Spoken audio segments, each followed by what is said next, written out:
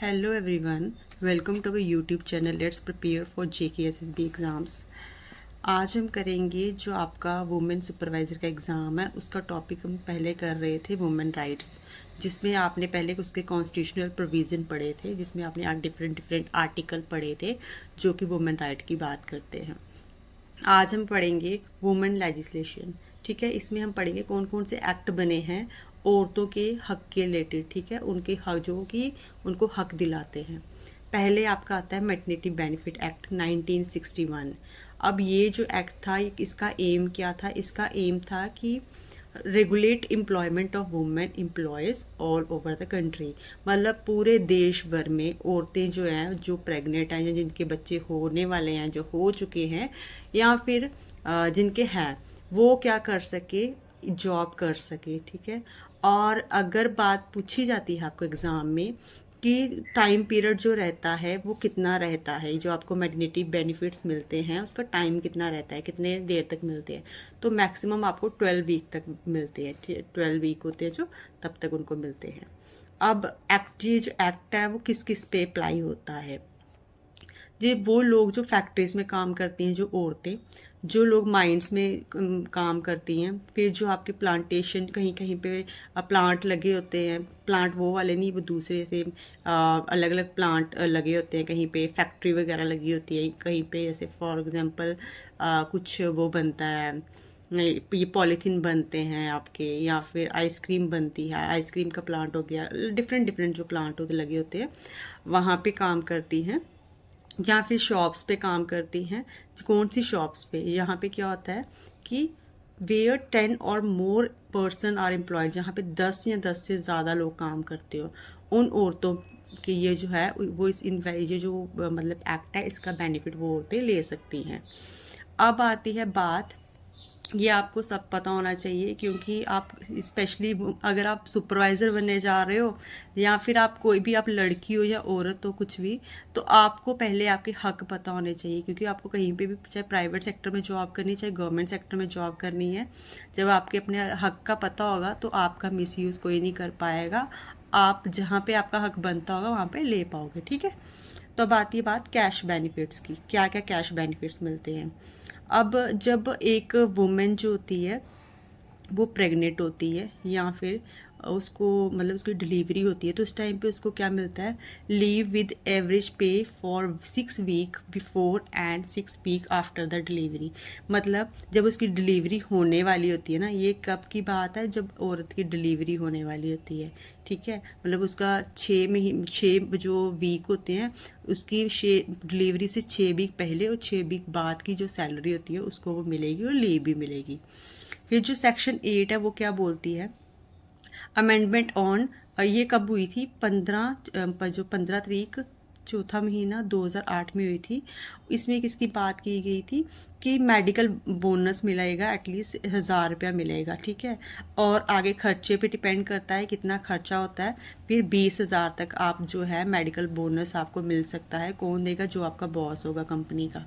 If the employ is unable to provide free medical care to the women, अगर वो free medical care, जैसे होता है हर एक कंपनी में मेडिकल इंश्योरेंस होता है, अगर वो मेडिकल इंश्योरेंस उन्होंने नहीं किया हुआ है तो फिर वो क्या करेंगे? 1000 से 20,000 तक का जितना भी उसका खर्चा आएगा, 20,000 के नीचे अंदर वो सब उसको देंगे औरत को। ठीक है, अगर डिपेंड करता है उसका ऑपरेशन होता है, मतलब सिजेरियन उसका होता है बेबी, या फिर कोई प्रॉब्लम आ जाती है डिलीवरी के टाइम पे, उसमें उसका खर्चा आ जाता है, तो वो जो उसका मतलब जो बॉस होगा कंपनी का, जो भी हेड होगा, वो उसको देगा औरत को।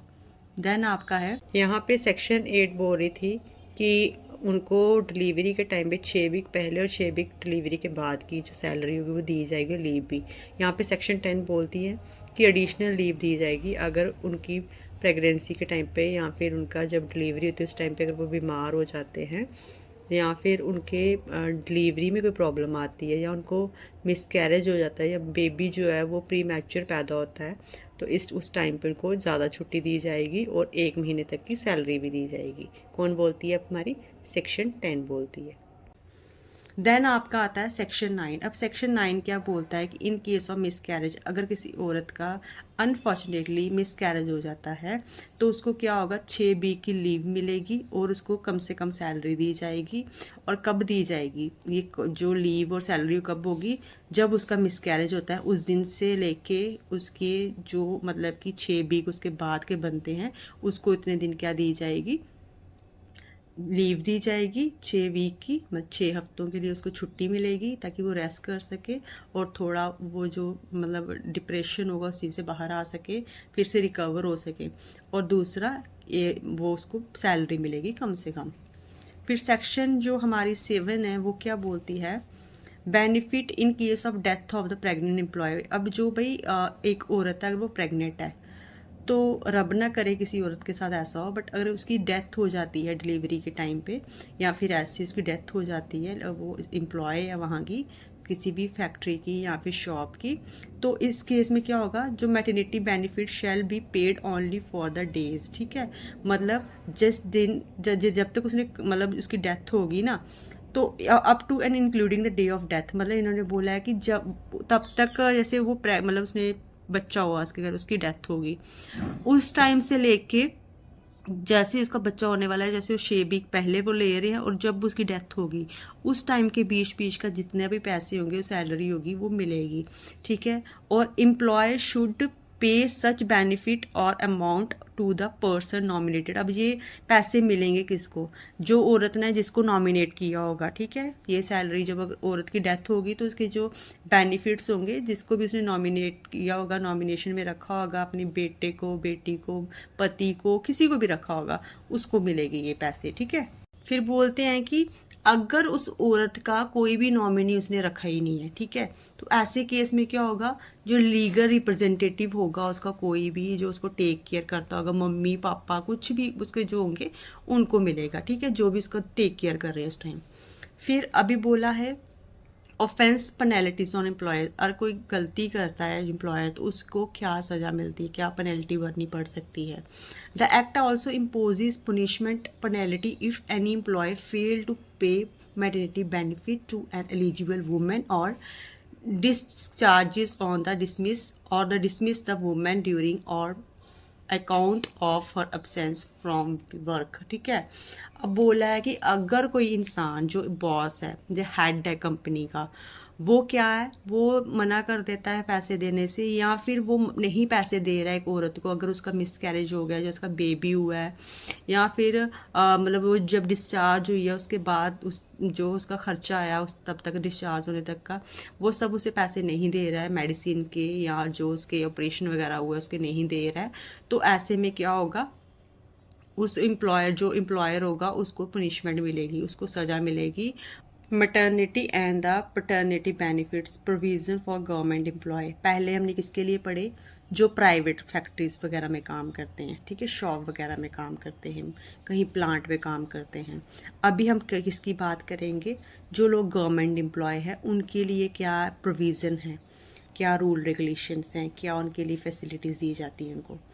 अब जो गवर्नमेंट एम्प्लॉय है, ठीक है, central government employ those directly under the government of India are governed by the central civil service leave rule 1972। ठीक है, अब इनके लिए जो एक्ट बना है वो कौन सा, 1972 रूल जो है लीव का, उसका बना, उसके अकॉर्डिंग बना है। ठीक है, अब इसमें क्या है, female employees are entitled to maternity leave for a period of 180 days for their first 2 live born children. भाई कोई भी औरत है अगर वो गवर्नमेंट एम्प्लॉय है तो उसको क्या दिया जाएगा, 180 दिन की लीव मिलेगी। ठीक है, कब मिलेगी, जब उसके पहले 2 बच्चे होते हैं। ठीक है, आपने वहाँ पे जब अलग अलग स्कीम पढ़ी थी वहाँ पे पढ़ाया गया था कि आपको क्या मिलते हैं, वो मिलते हैं फाइनेंशियल असिस्टेंस मिलती है, कब मिलती है, पहले 2 बच्चों के टाइम। तो यहाँ पे भी किसकी बात हो रही है, जब पहले 2 बच्चे होते हैं, पहले से एक बेबी हुआ फिर से बेबी हुआ, पहले के टाइम भी मिलेगी दूसरे की मिलेगी, तो कितना 180 दिन की लीव उस औरत को मिलेगी जो भी औरत का बच्चा होता है। ठीक है, किसके अकॉर्डिंग मिलेगी? The central civil service leave rule 1972। ठीक है, अगर आपको एग्ज़ाम में क्वेश्चन पूछा जाता है कि कितने डेज़ की कोई लीव मिलती है गवर्नमेंट एम्प्लॉय को, तो वो भी आप बताओगे। अगर पूछा जाता है कि कौन सा एक्ट के थ्रू मिलती है 180 डेज़ की लीव, तो वो आप बोलोगे 1972, और एक्ट का नाम भी पूछ सकते हैं। ठीक है, आपको सब कुछ देख लेना अपने हिसाब से। और कुछ बच्चे क्या बोल रहे थे कि मैम हमें पीडीएफ प्रोवाइड करो, मैम हमें मतलब कि इसके नोट्स वगैरह प्रोवाइड करो। देखिए, मुझे कोई प्रॉब्लम नहीं है, ना मुझे कोई इशू है, मैं आपको प्रोवाइड कर दूंगी। लेकिन क्या है कि जो आप खुद पढ़ो सुनोगे ना, खुद सुन के फिर खुद के नोट्स तैयार करोगे ना, वो आपके दिमाग में जल्दी रहेगा। क्योंकि मैंने सारे, कुछ ऐसे होते हैं जो मैंने शॉर्टकट लिखे होते हैं, मुझे पता है मैंने क्या लिखा हुआ है, और कुछ है डिटेल में लिखे हैं। तो ऐसे में जो मैंने शॉर्टकट में लिखे हैं वो मुझे पता है मैंने क्या लिखे हैं, आप नोट करोगे वो तो सीधा सीधा से नोट करते जाओगे। लेकिन जब आप सुनोगे कि मैं क्या बोल रही हूँ, फिर आप खुद के नोट्स बनाओगे, तो आपको, जब आप खुद के नोट्स बनाते हो तो आपके दिमाग में क्या होता है, वो चीज़ रिवाइज होती है। सुनने से एक बार सुनते हो, फिर वो चीज़ रिपीट होती है आपके दिमाग में। तो आधा से ज़्यादा आपको नोट्स बनाने से ही आपको याद हो जाता है चीज़ें। ठीक है, आपके दिमाग में बैठ जाती है। तो इसलिए आप लोग खुद के नोट्स बनाइए। वीडियो देखते हो फिर उसको खुद के नोट्स जो हैं वो बनाया कीजिए, जैसे आपको समझ आता है, जिस तरीके से, बस दिमाग में बात बैठनी चाहिए। जिस मर्जी तरीके से, हिंदी में, इंग्लिश में, शॉर्टकट आता है, डिटेल में आता है, जैसे आता है आप लिखिए। ठीक है, और वैसे नोट्स बनाइए, आपके लिए अच्छा रहेगा। बाकी मुझे कोई इशू नहीं है, अगर आप पीडीएफ प्रोवाइड करने के लिए बोलते हो तो मैं देखूंगी, और कितने बच्चे ऐसे चाहते हैं जो पीडीएफ चाहते हैं तो मैं कर दूंगी।